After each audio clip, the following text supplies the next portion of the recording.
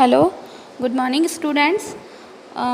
Class 6 हमारा जो chapter चल रहा है ज्योग्राफी बेस पे solar system and the earth, उसमें हमारा आज डे 4 है और हमारा स्टूडेंट आज का जो टॉपिक है वो asteroids and the meteoroids. Okay students, जैसा कि मैं आपको आगे तक जो पढ़ाती आई हूँ उस तो आई थिंक आपको वो सब कुछ समझ में आ रहा होगा अच्छे से, क्योंकि देन मैं है ना आपको बहुत अच्छे से क्लियर कर रही हूँ।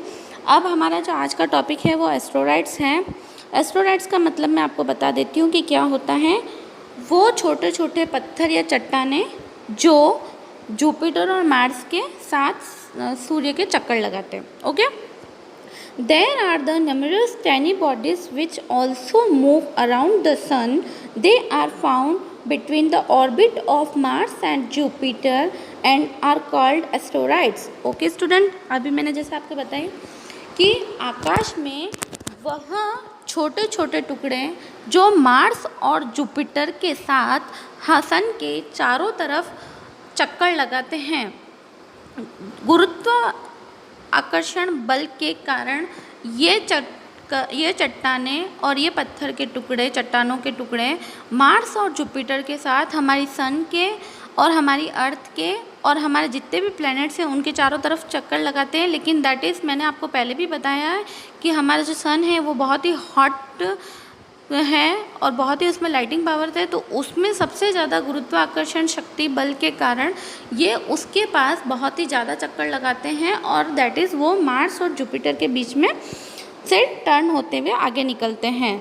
और इन्हें हम इन छोटे छोटे टुकड़े और चट्टानों को हम कहते हैं asteroids. They largest asteroid is the largest asteroid is the scientists said that the asteroids are the part of the planet with the exploded many years of back. अब हमारे जो साइंटिस्ट हैं उनकी लैंग्वेज में हम कहें तो हमारे जो साइंटिस्ट हैं उन्होंने हमें ये कहा है कि उनका मानना है कि आज से हज़ारों या लाखों वर्ष पहले कोई एक प्लेनेट रहा होगा जो किसी आकाशीय गतिविधि के कारण या प्लेनेट में अगर हमारे यहाँ पर कोई हलचल हुई होगी या कोई हादसा हुआ होगा जिसकी वजह से वो प्लेनेट टूटकर बिखर गया होगा, टुकड़े टुकड़े हो गया होगा। उसके ये टुकड़े या अंश हैं जो हमारे प्लैनेट्स के साथ चक्कर लगा रहे हैं। यानी कि साइंटिस्ट कहते हैं कि कोई प्लैनेट रहा होगा जो किसी कारणवश टूटकर बिखर गया होगा, तो वो चीज़ है, उसके टुकड़े हैं। ओके स्टूडेंट्स, आपको ये समझ में आया।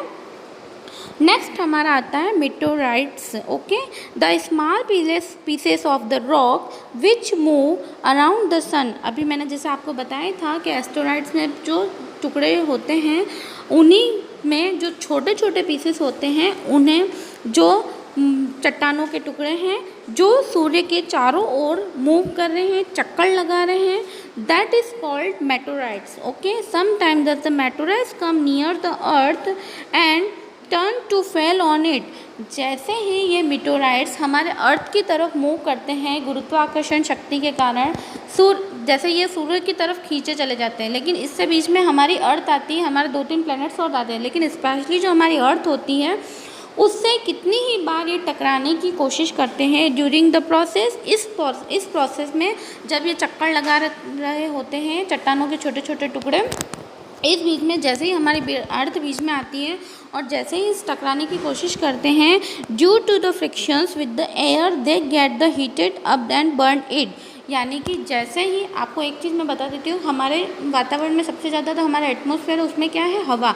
जो हमारा एटमॉस्फेयर है उसके कांटेक्ट में एयर के टच में आकर ये जैसे ही हमारी अर्थ के ऊपर गिरने की कोशिश करते हैं, तब ये हमारी जो अर्थ जो और सूर्य की जो गुरुत्वाकर्षण शक्ति बल के कारण एक इनके टकराव के कारण एक हीट उत्पन्न होती है, जिससे कि उनमें आग लग जाती है और एक लाइट निकलती है।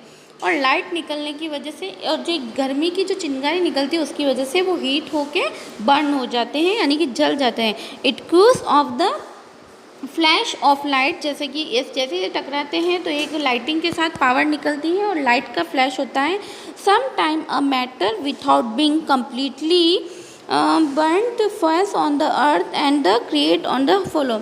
अब इसमें ये होता है कि कुछ एक तो रॉक के चट्टानों के टुकड़े हैं जो वो टकरा कर जल जाते हैं, लेकिन कुछ ही ऐसे होते हैं जो बड़ी चट्टानें होती हैं वो टकराने के बावजूद भी, बर्न होने के बावजूद भी, जब उनके स्मॉल पीसेस डायरेक्ट अर्थ पर आकर गिरते हैं तो आपने देखा होगा कि अंतरिक्ष से जब भी कोई चीज़ आती है अर्थ पे तो वो जहाँ पर भी गिरती है तो वहाँ पर एक बहुत ही गहरा और बड़ा खड्डा हो जाता है।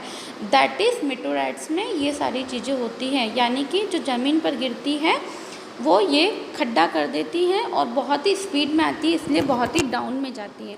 ओके स्टूडेंट्स, आपको ये एस्टेरॉइड्स और मेटेओराइट्स अच्छे से समझ में आ गया होगा। नेक्स्ट टॉपिक में मैं आपको इसके आगे की चीज़ें समझाऊंगी। Thank you students.